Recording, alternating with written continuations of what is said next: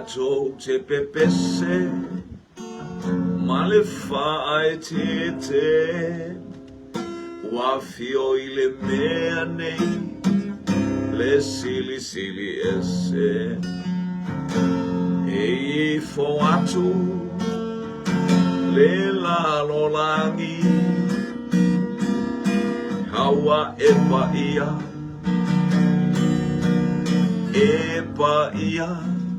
le atua le tolu tasi, hawa epa ia,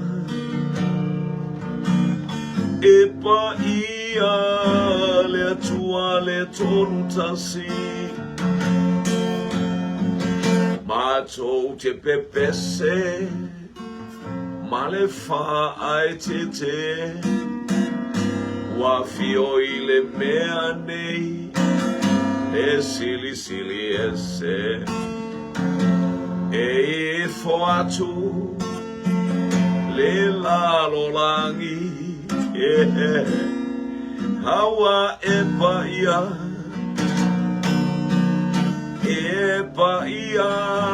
le atua le tolu tasi, hawa epa ia,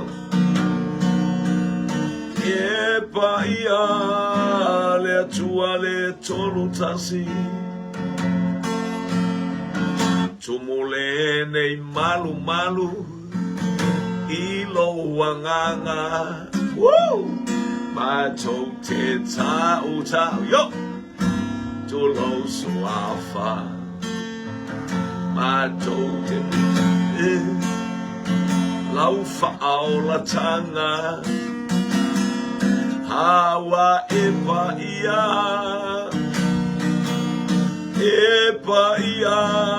le atua e ole mana, tumule nei malu, ilo wanganga, matou te tau, atulo suafa, matou te langona, le angasala, wa matou fefe, iba ai, ilo wafio anga, wa matou fefe, iba ai, ilo wafio anga, o he sili le tua, e sili le tua, e foi ai le langi, male la lo langi, e sili le tua, e sili le tua, e sili le tua, e foi ai le langi, male la lo langi, e sili le tua. One mighty God we serve, one mighty God we serve. Angels bow before him, heaven and earth babinga oe fofung ya oe tama. La e oe le biinga pale oe le biinga e tatau ya te oe le biinga. Mato ya il porkala bela ufanau. Hallelujah. Ai mainu e mamao le ala mato ufaaftai le atua, tai mai soifua mo mato ua, mai se lau mainga e ulenga ta whailangi. Mato mafu ta putai le oli malififia nei vaenga o le aso. Awa mai le anganga o lau fio. Tai mea umai lomi inga ona o Yesu. Amene. Praise God. Emma tautia le atu. One mighty God we serve. Hallelujah. Ia male fatalofa il nei vaenga. Ole awauli ile ainga ole tua tamataine. Tama matina uso matua fafine. Ladies and gentlemen. Talofa ile ainga ole tua le ainga ole aimaino. Hallelujah, ina umabaya tu ona tali sua le fana wale atua ile malu tayao. Stape na ina. Tama matutua. Ia. Tito luaiva. Malor sungayana nai. Aile ngata ilo tato fatonu. Ia mapuane listo supo. Aba ia ele. Wang tong supo ia po. Awal sona faith. Sona faith ale awoli. Manui atu le atua ma ofu alofatu mo outong por kalame umasata pena mo lea aile ngata ilea io ila ato wina whaonga ina ma ili neita yao whamunui atu le atua haleluya whamunui upenga te whailangi ne ahingo le whatu atua tama matine haleluya ta mama ta aile ngata ilea o auna le atua ile atafa ma le itu o le kelope vi ia le li ia le atua whatalofa ia o toe fi au foi ni mga luenga o le nei vai yaso ia por toe po kalabe fo le nei awina atu haleluya awale fa malosia o le ainga o le fatu tua malo soifua ila ubo ia si mama yane sole ula ola amila le utu maputa lofa tua peni pula fiti vi ia le li tito talo malo fa tai mo le malu le taiao mo ia wa ia ole lea ia haleluya mana ia fa solo fa mata ngo fie lama le anga le ole tua fa aftai ya wa o fa aftai foi ia ista penanga ia fa muliatu le tua ile auso na nai malausunga tito ile ngata folea ole angelu tai vai ola fluensua talofa Watalofa tu teni lea mai Brisbane i Australia Susana Fetalainga malo le soifua so se yetele niu talofa se langi motu talofa vi ia le li tangi au titu puola vi ia le tua fa pula lo au taulanga ia vi ia le li fa talofa atu ia te olfatua pula vi ia le li pi haleluya vi anatogia oile teni lea po amata mai foio na seki merka ko subo talofa atu tu vila America Samoa le moli ole aba haleluya praise God vi ia le li tangi au te tu puola vi ia le atua haleluya mali lo saltene mai Hawaii fa tai talo manu ia le atua ile le inga siana mai bi talo fa talo pala ba mali lo sa vi ia le li se langi motu talo fa mele mai lata talo fa lava vi ia le li fa talo fa tu le ngai mele ainga le fa tua fa manuia le atua le sua faroloto lautele ma walunga mata lasi mata ngo firo tato wali I malo tato faola lolo sua marie mo oi moa o ile ataimi male ataimi papauta Yohana e talo fa sore poasa talo batu ile angelu tau haleluya vi ile li la usunga le fatonu fatalo batu le tato polo kalame I so se ala leo o fasala la wina ia mamoli mawina po au na fo I mole fina ngalo pa ia o tato tapa au o ile langi manuia le alo faiva le yaso pesta fo tuali I fale mayaba haleluya talofa ile tamaita il mauta te mafili fartane bi ia le li liu a tawatu elingo liu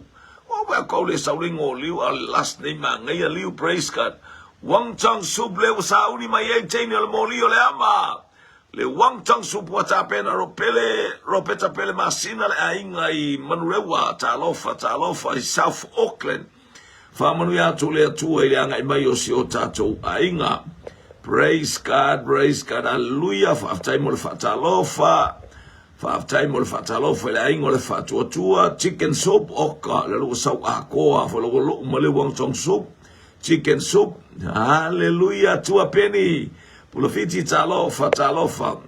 Praise God. Pauli maftanga centenary on sai mai se tu atu tato. Totele al tato ainga Valerie taufao talofa angale yang alofa sinama yana. Talofa ilong tua fine manuia oi mangalueng mutiu tu favor. Praise God. Mata ili le ana tau talangi avi ile li talofa Cecilia welese gol awa talofa le tua fine malore talofa tai mol fa talofa haleluya pesta pele masina ropeta pele masina combination soup le wolo umai combination soup steal from molio le ama America Samoa haleluya ma aina me Yohana yeni lane I te wo fa pe mo combination soup ana wa tipia ne yai selane Haleluya la kole lane afulu le ya mai le lane fata ele le vai vela tu wange la kama oka ese pa le la ese supo para espera tu falai famu ia le vasenga au le le lua afe lua suma le lima le masina ile vaya so fai o le masina hallelujah praise God ole ila utapenda tu mula safai wa ile le la saudevi ile tua Freda Brighton ya talofa vi ile li tau masalomia support tene lea jupi leaso tene lea ma na support hallelujah praise God leanga wateli na masalomia ima to samone ya support saina meko alati praise God talofa ya talofa tu sunga va venga ya tito malole so for malole fola vi ile li praise God hallelujah praise ngao jeju pola vi ile li praise God tua peni pula fiche umarona lautato lisi ya ona fatu le tato pol kalame hallelujah ai malo ya lawa tu ale lisi hallelujah Levi Peter hallelujah fauta I supportini le sau mai oi I lunga al molio le aba I lauli America Samoa nanai fiangai ngatalo pasa vi eleli I ele tua hallelujah praise God oh hallelujah ya beo Elion nganga sio liva praise naseli tovale Iavi leli sekil supo mai tutuila America Samoa ia leo lo fatawa pana mia mana mia supo hallelujah wala au mai FX atu wala au ya ana tongia fix mai lau supo after manu ya tau Samone hallelujah le ngale le le tu after I for mo lau tatalo ile atai mi male atai malo fo pa atalo fa tua peni profiti vi leli praise God io tato watu tato fisili mua lo manuia Samone anga leile tua ne o fwale na ofurta ya pe foni fato halan fa ya pe foni fato halan fa ya oga praise God ia leli ia lang mato wetele to nga spray vai Esele spray o malo to emanongi a tole potu I fainga la ufana ia mai fast spray fa wale ka elen foi fiau ia sa aliva fasia hallelujah malole so ifua praise God ia tato ofisili mo le chao fai me fia ia aloane vi ele tua oi le lona se fulu o le fa na wa Jakopo Telo tal nord fa na wa lea, telo tal nord fa na wa pila, telo tal nord fa na wa selepa, telo tal nord fa na wa rasela, a olona se fulu o tamaiti il fa solonga. O ai le lona se fulu o le fa na wa Jakopo. Ya. Mai ainga mai tau maftanga lo ainga le vai ainga le o malo. Ia wa uma tu fo ia le maluta yao ia le atua ia le lisa awina mai na ito inas na usupoa na ito ina toli le ni wala vai salo fa solo mai ai loa le fa pa la talifi au foloa isamu ia le litalo fa ropeta pele masina o Josefa Tito o leu tali mai angelu tau o Josefa tali mai chema sepulona e fa au tau tata to talanga iste mi tata to tali fa tali el fai au to so tata ile langa e tu mul fa le to nunga fai au ia fa aftai me gola pati talo fa Peia o sepulona le tala noa mai ai el teno tema ana tongia sepulona malo fo pa talofa o ai elona se fulu i ai le fanau na fana mua na sela fana watu le tene o pila Fana watu teine o la sela. A teine o selepa. Fana watu teine o ai. Fana watu le teine o teine lai titile o te lomotu o rasela a ropeta o Efraima. Ele ila vea Efraima te min fana mai Efraima o le atali o Yosefa faftai malofo pa sepulona.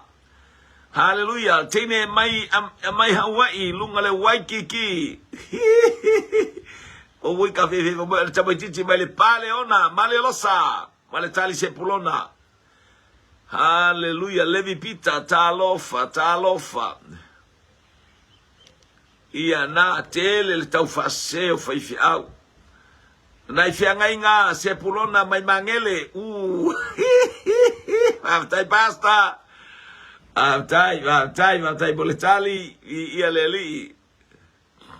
Haleluya. To iluan tato tali angai mai. Praise God. Ai mainu e mama ole ala. Ia. Ua tali tato ofsili. Fa'aftai tali. Ia fa'aftai foi sa ili. Fa'aftai suesue. Fa'aftai tautusi. Haleluya. Ia la mata mai whana mua reupena. Lona lua tama o ai. Ia o Simeona. Lona tolu tama o Levi. Lona whaiuta. Lona lima le tama o Lona lima le tama o Isakara. Lona ono le tama o Sepulona. Not lona lima Isakara. Not elona. Hallelujah. Elona lima le tama o tanu. Famulmole. Lima tanu le tama al palakea. Hallelujah. A rasela. So mai le mana fatali. Elona ono na fatali. Tangolo pila avelana. Tangolo lea avelana. Lana foi palake. Ha oilana au na. Ane ia Yakopo fana. Umaya leo a Sarah. Ia male tama o kato. Ole numero baluna male numero baluna. Mal numero iva. Aifa numero balu, numero iva. Haleluya. Ai numero sefulu le tama o sepulona. Haleluya. Ia le foringa mai o sepulona. Ia vi ia le tua. Ia. Praise God. Haleluya. Matauria numero sumatasi sefultasi Yosefa. Ia matauria o toi fa naule ale lo matua le olea. Woto e alu lea, woto e manuia lea ia Yakopo. Whanau mai loa eselmana ia a. Whelanu lanua ele aingo lea tua. Ia e loa e whapena lea tau Israelu e whelanu lanua ele winga. Haleluya. Ngalu lue o mea moletino o keriso. To sfuma lua i tu a inga. Sfuma lua so o Yesu vi ia leli. Whaporoka lame lea tua mea Haleluya. Ia ile malose, ia ile vai e ai fo il tangata fa tupu fa lave ole numero sefulu ole tama o sepulona i ia le li mataulia le to fa naulo le fa na wai Isakara lona iva le na lona sefulu ole tama ititi mai sai pipi savai. Haleluya. Masasa ai. Haleluya. Va pipi lita pali manulu talofa aka. Haleluya.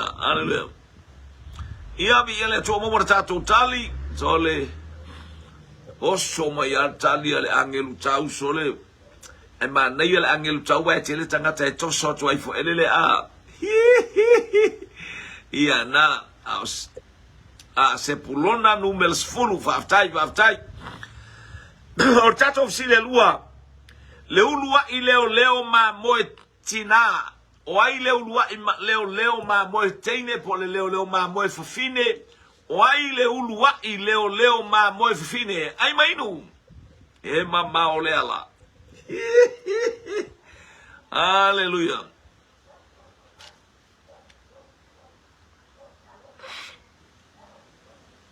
Haleluya. Ai mainu e mama ole ala. Orta mai titi mai manono e tau fa ai mai a manono i ais fa tawia. Haleluya. Ta tauna e saune i upolo e fa tawele supo ma fa yele supo. Ai mainu Praise God. Leo tali mai ya chema o Rebecca.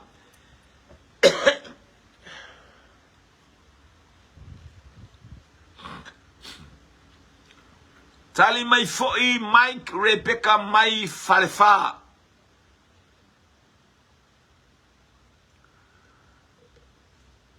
Praise God. Tali mai Cecilia o le to alua o Mose. Aftai. Tali mai chema o le tinao Isaako o Rebecca. Ole tina o Isaako o Rebecca. Fape o Rebecca sa no fuma Isaako. Lei. Anga lei o tema o tene o tema mai fia mai sili. Hallelujah. Faortani. Ini uta ani si talofa. Praise God. Hallelujah. Dewa tali mai Naomi tua civil teine mai salimu. Hallelujah. Ifanga isamai. Ia po teata tu. Ia McLendin. Ile tu isifo o aukilani New Zealand. Talofa tua civil tolefoa. Derek Lau Pepe talofa. Talimai ia Naomi. Ia teine leo Naomi tua civil. Hallelujah. Letina fayo ruta. Ora sela tale mai tindi le mai lano isama ilele unofu mai Brisbane. Hallelujah. Rebecca mai Susana feta lainga. Ya le fa pe mai ia maleloso titit mai la to Hawaii. Ia vi ia leli malopa Rebecca.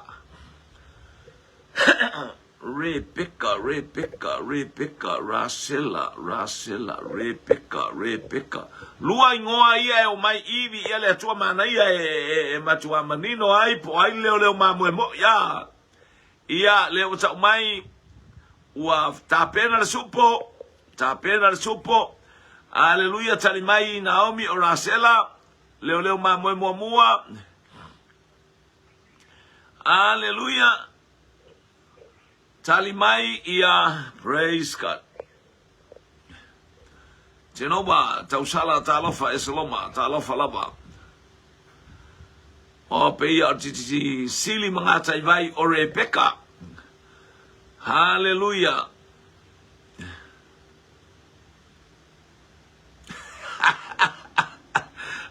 Vai awar fai bem ai pisai lo que fu fai tau talo awa fai le fai tau ta mu artene. Hallelujah. A fato sip a supo lele wa saule macaroni supo lelo fila ulu talofa Rasela a Naomi o Rasela ia le fo mo man tato ku kama suk mai America sa mo le amba faftai Leo tali mai Anatongia o Rasela. Hallelujah. Ai mai no e mamao le ala ropeta pele masina o Rasela. Hallelujah. Ia leo sau supo fe ia oka esele mana io te niti e nofo lunga le morio le amma wai baba ia ilalo I fe e tele le fe. Hallelujah. Tali tato ofisili. Tali tato sili lua suman valu minuti te ai le itula ese fulma le lua ai tali lor tato ofisili e ese Rebecca ese Rasela o Rebecca na alu Rebecca mavai na alu e utu vai o le taimi le ai o mai ai ia teine o le nuu I le afiafi fai tau kenese lua suman fa e o mai ai teine e utu le vai e ave vai le ainga ai o le taimi le ai utu ai vai mo le afiafi ele oni vai la moni mamoe o le teine ala to ina sawe utu vai fai mai lole o le tala ale au na apro amo o le teine ana te utu mai se vai oute na te fainwa ulafu o le teine na aele isau Rebecca mase lafu mamoe o le teine na o mai ei teine o le nuu e asu vai ele oni vai ani mamoe ele o ta mai ni le mamoe na saulo leo o Elisara le au na apramo tau mai le teine lea a o maua ilan tatalo ile atua ai tu mai lo mar teine lea alu le atua le teine ta ilona tuangani ta ilona ta mau petuel o mai tamo e mai lon tuangane via leli a ole leo mamo ole lua I leo mamo ole teine ingoa ia Rasela na fetau I tonu wale o Yakopo I lungole haleluya leo o Yakopo le atali I le tama Rebeka haleluya I lunga ole bailea ai tau nu mai lafu mamo wa tonu lafu mamo wa ta otoai ai le ifa ainua le temilea ia fartai chema le wa amai o le tale o tato ofsili o Rasela saurole o Rasela mafuanga na o e dearest I beloved one teine o Rachel e mana o a Rachel e mana o a Yakopo na vatu le mata tio okas e aulelei okas io fai ngo fie fo nga luenga a Yakopo na fai le anga le wasui mai a Rasela le leo mamo e saulo Yakopo e oso sa o ata mai mafuanga na e wa me umana fai e Yakopo fa mo ya Rasela e mawalif so soani ma le tele o taimi a olea I o le teini ta fa vale ngingi ya e ia vaenga o maka se ia e furu maka ngal paunga ai fa mai ia tala alto ina o Yakopo ele anga mata olea a wa fiu e se ia ngo furu maka e fia talinga ia Yakopo ai le ai o le leo mamo e pe ta o lunga tato polo kalame o le ulua I leo mamo e teine o le tintiti o Rasela Rachel is the first lady became a shepherd hallelujah it's tonu o patana rama o le teine o Rasela faftai o fele nu unalu iai Elisala esu e mai se ma Isaako o fele nu unalu iai Elisala esu e mai se ma Isaako ia manuel nei auli ia ai mainu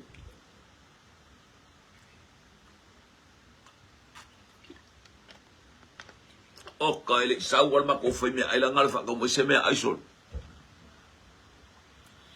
ai mainu e mamao leala praise God hallelujah o fea nalu Elisala esu e mai se ama a Isaako praise God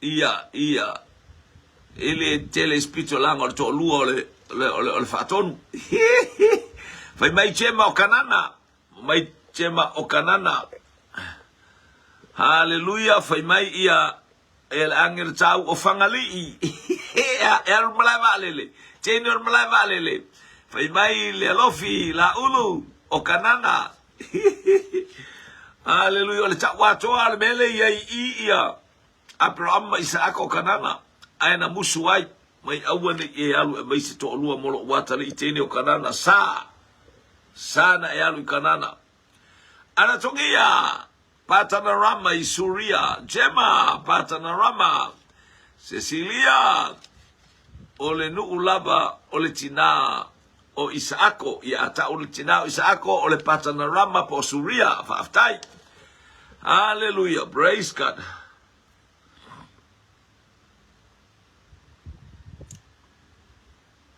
ia faftai o fele nu unalu iai Elisala le au na Abraham su e mai ai se to lua mo Isaako na su e mai el to lua Isaako ia le tato fa longo to lua Isaako Rebecca o fel nu o Rebecca ni nu fa ngo fia Rebecca na naifen o kanana ana tongia uroi kaltaya tu sol mele ia le talia au le sitote sauli si kusa fa le upu fa alvao ui boki le lua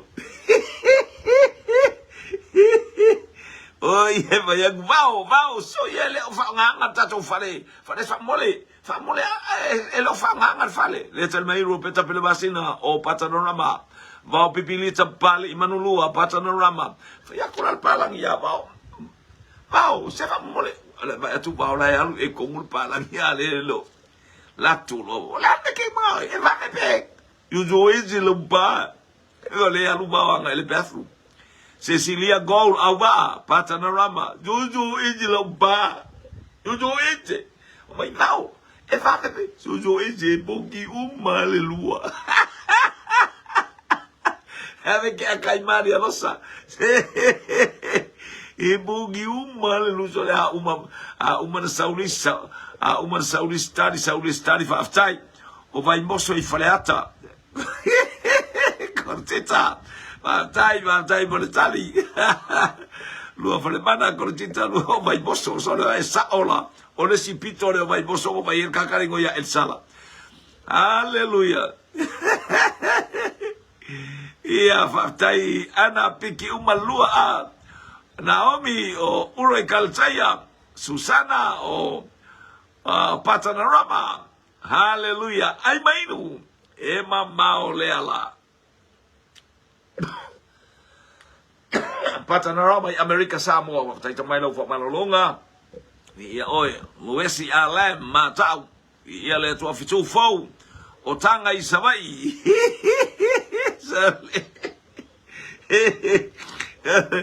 Amole le Elisala ina va mole le yalu Elisala ina va mole changa va mole mai ma a kele mama.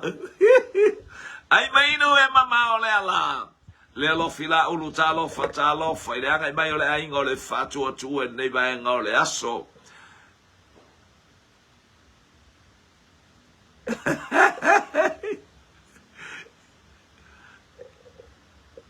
Oh, ole nu una alu o fea le nu o le teine lea.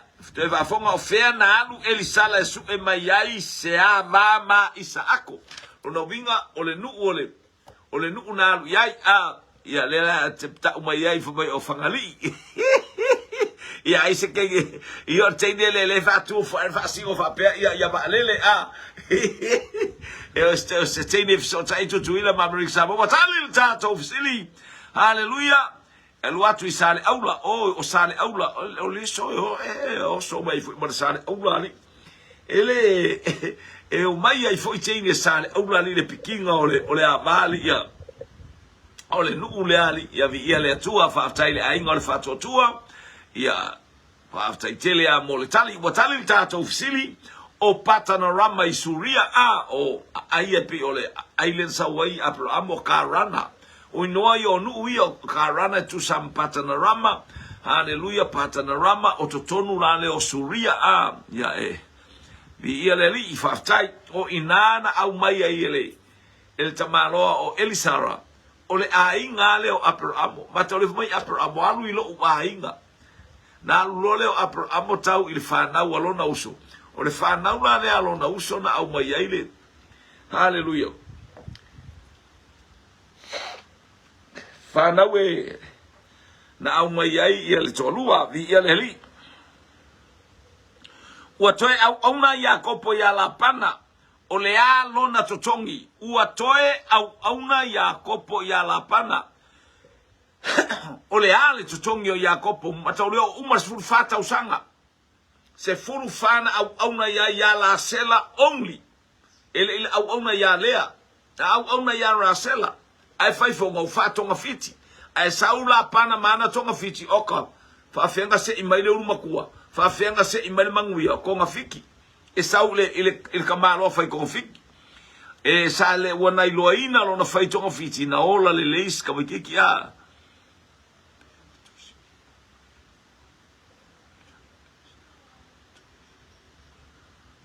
que nesse lua sumarfa ole au na Abramo Elisara a to e fia ilo se si tu se te fia si ai na eva aile ile tu se suma limor tu sia o le tu se suma limor tu sia a kenese le fa pe o ia o le au na Elisala el tamai titi mai tama se kole no usama na yen ta po suma lima fai po lua tolu fa lima baba ia na ele tala e no fa mai o fele kama ke fa mai lo tau ia tele a le so wakali.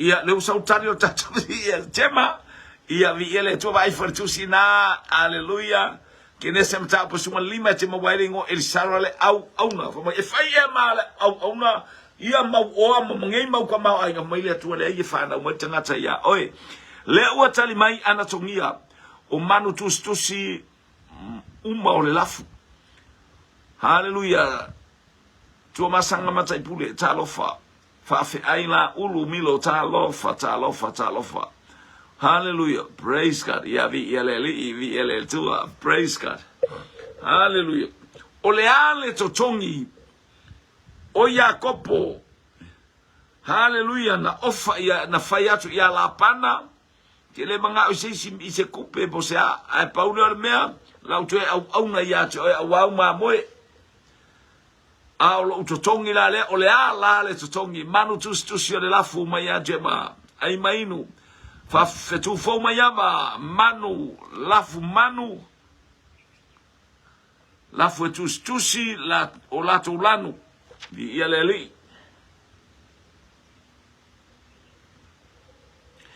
anatungia praise God hallelujah tali mai Naomi tosi vitole afoa manu pule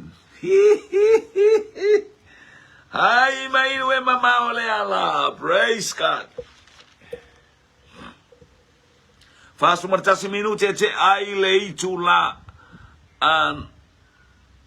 praise God ole ale totongi Cecilia na toe fai mai laba Yakopo lona ia totongi imanu alapana elanu pu pa matus mauliuli vi eleli faftai vi eletua loiva to fatalo fa eletina ma elopa elita lofa alefa abelalo asiata talofa loma eseta pu talofa vi eleli ia bai ainga mabai tau maftanga wa ngai mai dato ainga wala talata suma lua i tonu New Zealand ia ale wote suma lua i tonu Samoa nei pe ole tu la nei se fulu i tonu Australia ia pe ole tu la nei 5 po le fai tonu o America le wote altasi to tonu o Hawaii bi ia le tua ia le tonu mai ana tongia manu tusi manu pule faftai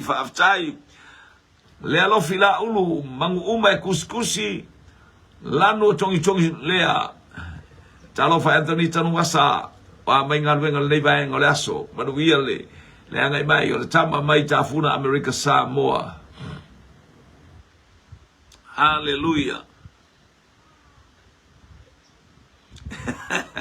ia le sala tu taulanga fiafia na nafi e te whaalongolongo iai pe atu e mausu teim te whaalongolongo ia te mawai la ale ia hallelujah mano fopaa manu pule tus solo ia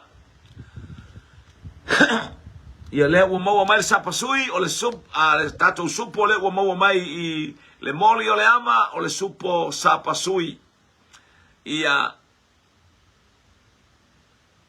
le tali mai moanga me o pobi moanga lanu moana hallelujah ia le tali tatou fisili ua tali le tatou fisili mai Yakopo la pana ele manafu mai la pana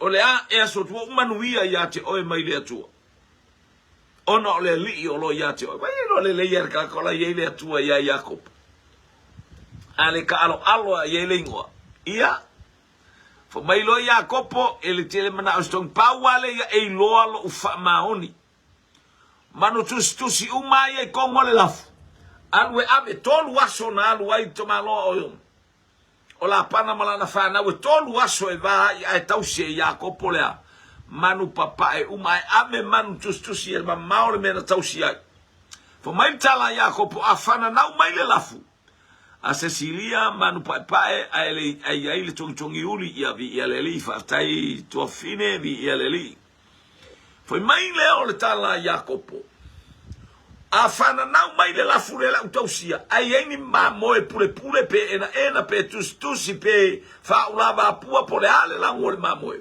o lo tongi na matau le fia tangata ni moe ia ele fia tangata ni moe ia o mamoe le taulia ia i tutonu o whātaunga whaaftau inga mamoe papa e na mamoe papa e a ia whamai tuspa ia lewa tu e tausia Yakopo Haleluya. Ya, e whaalongo leila tatou polo kalame nei te ua umi stala e whamatala taimi e whamatala. Tangolo Iakopo. Whaatonu mai ele atua. Tango e vai le la auna le tafe atua ele vai. Tango e ta whasinga ilunga le apurupuru ilunga ole. Ilunga ole a. Ilunga ole vai. Ma moe le whaatali mai o e whieinu uma ele apurupuru le whelangua i ole vai le waluako. E mixa i to tonu le manaba i le taimi ole. E taimi ua manuia ma moe. E manuia mai ua iele mea la ua tupo i tono. La ua inu le vai. Ua pule pule. Tusi tusi. Tongi tongi uli. Fa ulava pua ese fo i whaingata ngata ole atua. Te loe o le toto na masaa mai lunga o le la au i kale vario. Hallelujah. O le totongi na o keriso. Oi, o le tangata mai Yesu o te le saumo e ami o tonu na usaumo e anga salora. Ko inga pule pule ngai ke pule pule. Ma e enga ma e whaulava pua. Le arko inga style lo langa. Ea, wha mamaina. O le tauhi na o le tangata o le atua. Tangata o le atua o tangata anga sala sau e watu. O le tauhi fo i leo Iakopo. O manu, o le ata leo manu pule pule solo. O le winga leo tātou. I aleli. Praise God.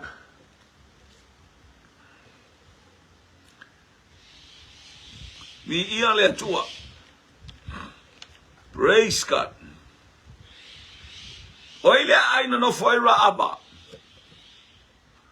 O ile aina no foira aba. Ia na o beli male teki sop. Ia vi ia le atua. Vi ia le ali. Praise. O lo tau i malo tatou tau. O e ma o le ma moe pule pule. Na o le totongi na o Yesu. Lale watu mai le tu tamata. O le mana onga o le atua. Tau e ai ma moe pule pule solo. Io o le ata o tangata o lo vai ma mau ese. Au mai pule pule le olanga. Tustusi le olanga. Au mai. Au warto au mai tangata o ile lotu ai le anga ale amio. Au warto au mai tangata o faulaina.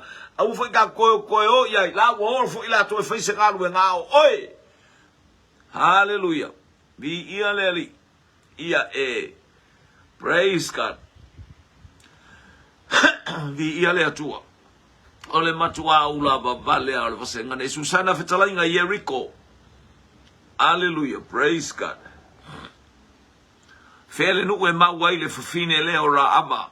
Le lo fila ulu Jericho. Ropeta pele masina Jericho. Paulo Peni talofa Cecilia. Auba a Jericho. Io e sa ole le ya fa tai le fa ola tanga e le faingo le fa ola tanga. Hallelujah le taule o ta ua ta te leanga ma o leanga ma o fale tonu aya o fata wina i ta ua i le toto i le ola ma soifu. Anthony tanua sa Jericho. Malo fopa a Jericho. Mau pipilita Jericho. Hallelujah, Naomi, hallelujah, o te atatu, o le ayo Jericho, anatongia Jericho, hallelujah, hallelujah, tali mai angelu tau o vai tutu, te li lopo amen fai vai tutu. Oh, ya, e fa ai marpi con hallelujah, ale nu ora ava o soli. Hallelujah. Talimail tititilea. Oh, so we lalo, praise God. Nanai fiangai ngasu. Ia fa'atai Jericho. Naomi ole Mariko. O isole. Ese volta ungal tini le teata tuari o. Hallelujah. Hallelujah. Ai maino e mamao le ala. Watali tato fisili. O Jericho. To fale pela na manuia ile nu na manuia ile pela e fa mai me le pela tato te no foi nei si o tato woti kako o fai se fainga o le winga le upo fai se fainga i lo wolanga o le ata se e ya l'altro inga le pela la te l'altro inga fainga tana i lo wolanga. Hallelujah, praise God. O fea o mai ile pela ia.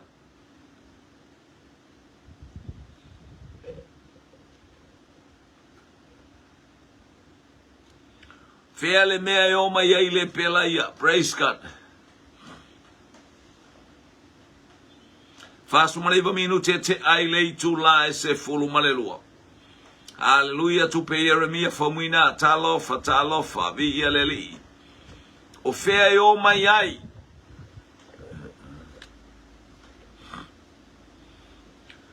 Hallelujah, hallelujah. O fea e o mai ai.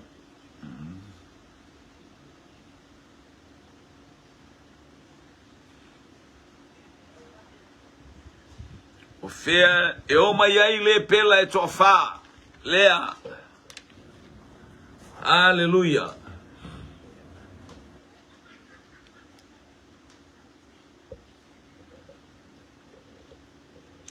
Fea e o mai ai le pela o Samaria. E o tali mai le alofi. La ulu o Suria. Ta umai Susana Fetalainga o Samaria. Tali mai Ana o Suria. Tali mai Naomi o tali mai ia Naomi o Salimu Ifanga. Tali mai Ropeta Pele Masina o Suria. Malo Faupa o Suria. Mike o Manono. Hallelujah. Hallelujah. Eleini le pela nu o Ana. Hallelujah. Tali mai Jema o Suria. Susana Fetalainga o Suria. Tali tato fsili ngai vaenga o leo fiafi. Mi ia le li. Le pela e tofa. E o mai Samaria. Hallelujah. Praise God. E o mai Samaria le pela le fa bayai Elsaya. Fa penel tausang. Fa penel taiao. O fatawina le sea o falawa. Ia o le pela ia na ngaioi. O a nga ile camp. Ia po le meo tola wapi ai Suria. Ia molato. A o Suria na manuia. Na manuia Suria ona ole le pela ona manu. Faftai fo portani le mayai. To e fa manatu mayai la manu. Hallelujah. To e fa manatu mayai na manu. Praise God. Ole le pela na manuia vai manuia to fa le pela mai Samaria na manuia ele no. Ai vai tasi le pela mai Suria e fa mai ole manuia na o ya Suria ona manu le pela. Vi ele atua. Praise God. Na manu o Suria mai mangele.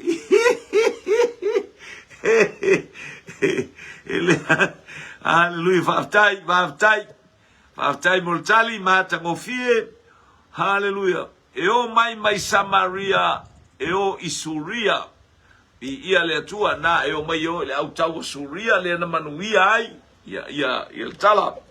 Praise God. O fea le tu ainga. Hallelujah. O fea le tu ainga. Po vai o le tu ainga no winga o tu ainga fo Israel we sawa ye fata. E sawa ye fata. Ai mai inu e mamao le ala. O fea le tu ainga o Israel we sawa ye fata.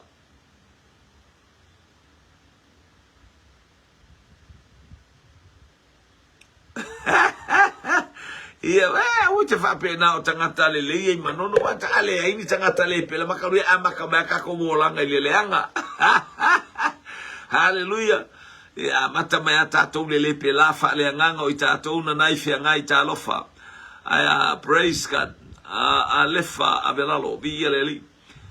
O fea e sa wai le tamale ingo ia i e fata le wha masino o Israelu. Leo tali mai sa mai Manase, mai a Jema.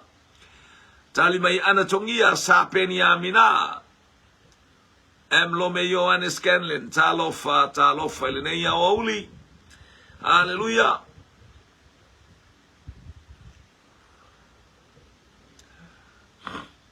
Tali mai fitu fou mai e Faraima.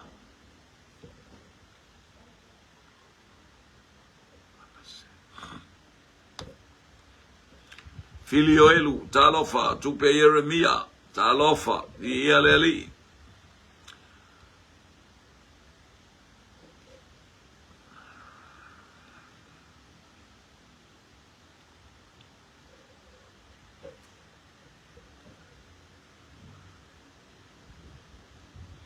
Haleluya. Ai mai no e mama le ala mole le nganga whaftai le ai ngole whatuatua. Sa ili masu e whaita utu spaia. E la ngata fo leo tato homework lava o tato assignments lava. E o tato tango fito e tiro nei fsili tato te anga ia tuai. Ina ia whamanuia mai le atua Naomi. A e sau mai kiliata ia whaftai. Ia ua tali tato fsili o ie whatal kiliata e sau mai to tonu o Manase. O kiliata o le pitonu lea na ingoa i fo ile ingoa o le tama o le tamale o ie fata. Ia e sau mai i le mele ta ua o kiliata. A o le pitonu na ingoa o kiliata. A o le itu a inga e sau ai. E tamaloa e sau mai Manase. Via le li. Ia o le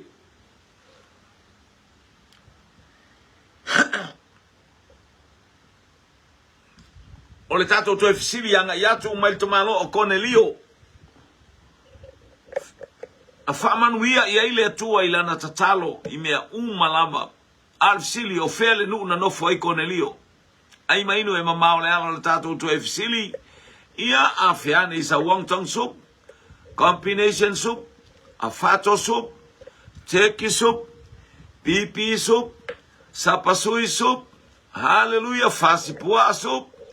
Ia via le tua vai fo i mea fo ia i mu o ia i tu inga meat fo ia fo is marolosi a wel fa supoa a fa supo fo i tongi e se mo se polo le me fo le ia le polo e fa feu e taititi ia el ngata fo ile tipi ile ia to fo i malti polo haleluya umana tausa tasauni tausami tau el ti polo a wala mata ngofi le lo fila ulu o yopa. O feale nu e sawailai no fo el tamalo o Cornelio, Kaisarea e ai Cornelio, maya chema. Leo wata o yopa sa yai ia. Ia tamalo o Peteru, le vala au mayalu le abel fe aule yo. Hallelujah, ile aingo o Cornelio. Tale mai chema Kaisarea e ai Cornelio. Anatongia Kaisarea. Hallelujah, ai mainu e mamao le ala. So e fsilio nei a uli o fea le a ai sa nofo ai. Mau pipilita pali i manulua Kaisarea. Hallelujah. Moli fo ile nganga fa aftaisi o tatou a inga. Faita talo ile ataimi e sau mai Kaisarea i lano i sabai. Manai al tali mai a Susana. Janita lua po. Taitu abe fui mono vi ia leli ma lo le soifua. Hallelujah. Praise God, praise God. Au ngalo ya cho e ta lima le nei e fa wa tu wai tato polo kalame. Hallelujah. Hallelujah. I ala pana mai Yakopo ia maona fafine tolua. Au ngalo ya cho e mata fasia sia o le fa nawe Yakopo. Aole whana wala pana ina ua vaai wa abe uma Yakopo le manuia. Vai atu lafu manu pule solo. Ua tumu aile a aivi ia leli. Anga leile atua ua tali tato ofisili. Le ua anga ima ili tali o tato ofisili o le mea no foi Cornelio.